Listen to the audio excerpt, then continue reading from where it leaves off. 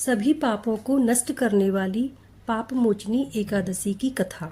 धर्मराज पांडु पुत्र युधिष्ठिर ने पूछा, हे यदुनंदन, अब आप चैत्र मास की कृष्ण पक्ष की एकादशी का नाम तथा उस दिन किस देवता की पूजा की जाती है, उसकी विधि क्या है और फल क्या है, यह सब कथा महात्म सहित वर्णन कीजिए। श्री कृष्ण ने कहा, हे धर्मसुत, एक बार राजा मानधाता ने लोमस ऋषि से इसी प्रकार पूछा था। तब महर्षि लोमस ने कहा, हे राजन, चैत्र मास के कृष्ण पक्ष की एकादशी का नाम पाप मोचनी है। इसका व्रत करने वाले के समस्त पाप नष्ट हो जाते हैं। आपको इस विषय पर एक पौराणिक कथा सुनाता हूँ। प्राचीन काल में जहाँ सदा वसंत रहता था, ऐसा कुबेर का चैत्र रथ नाम का एक सुंदर सुहावना वन था। उस वन में गंधर्व कन्याएं सदैव विहार किया करती थीं और उसी वन में इंद्र भी अन्य देवताओं के साथ मिलकर क्रीड़ा किया करता था। हे राजन, उसी चैत्र रथ वन में एक परम शिव भक्त मेधावी नाम के मुनि तपस्या किया करते थे। एक बार एक मंजू घोषा नाम की सुंदर अप्सरा मुनि को मोहित करने के लिए सितार बजाकर मधुर स्वर से गाना गाने लगी। उस समय शिव भक्त मेधावी मुनि पर विजय प्राप्त करने के लिए प्रयत्न कर रहे थे।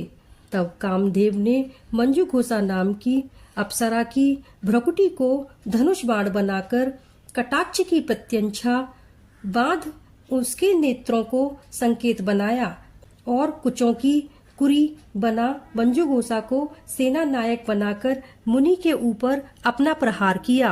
उस समय वह मेधावी मुनि भी हष्ट पुष्ट तथा युवा आयु वाले थे। दूसरे कामदेव के समान प्रतीत होते थे। कामदेव के वश में होने वाली मंजू घोषा नाम की अप्सरा ने धीरे धीरे मधुर वाणी से वीणा पर गाना प्रारंभ कर दिया। वह मुनि भी उस अप्सरा के सौंदर्य और गाने पर मुग्ध हो गए।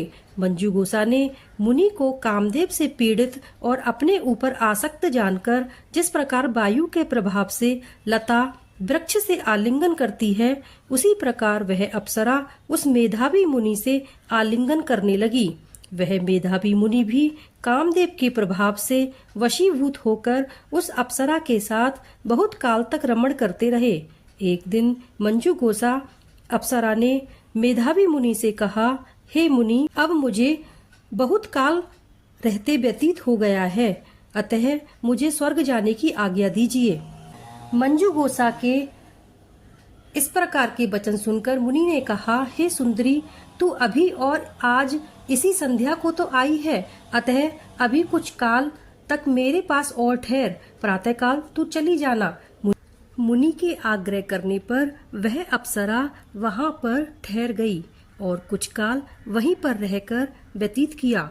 एक दिन फिर अप्सरा ने मुनि से स्वर्ग जाने की आज्ञा मांगी। मेधावी ने कहा, हे देवी, अभी तो कुछ ही समय नहीं हुआ है, अतः अभी कुछ देर के लिए और ठहरो।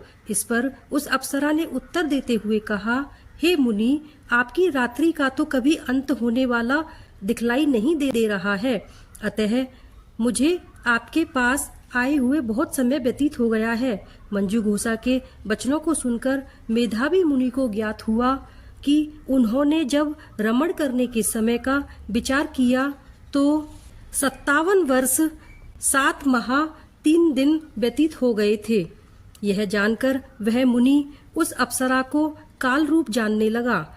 तब तो वह अपना तप नाश करने वाली अप्सरा की ओर क्रोधावेश में देखने लगे।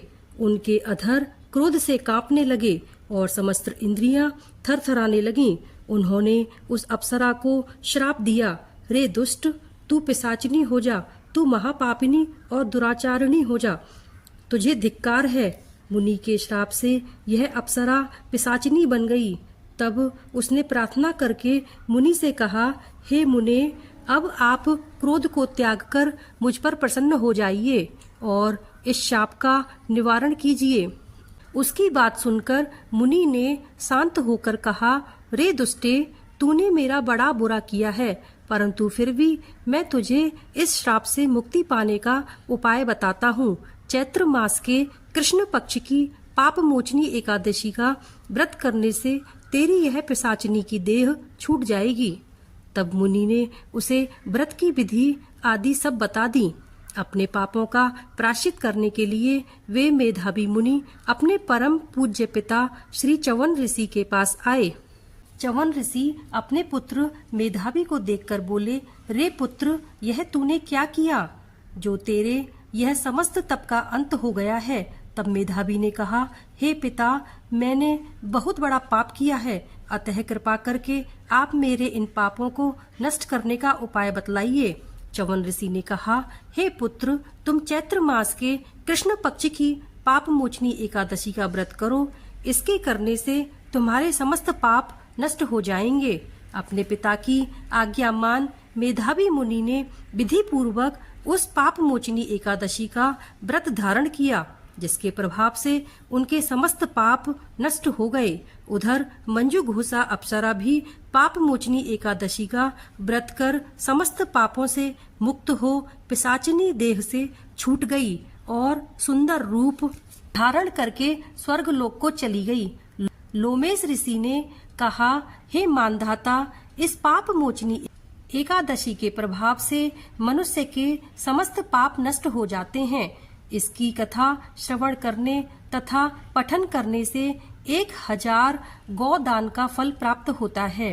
बोलो पाप मोचनी एकादशी माता की जय। हेलो फ्रेंड्स, मैं हूँ निक्की एंड सिखाओ में आपका स्वागत है। अगर आपको मेरी एकादशी की कथा अच्छी लगी है तो please like, comment and subscribe कीजिए। धन्यवाद।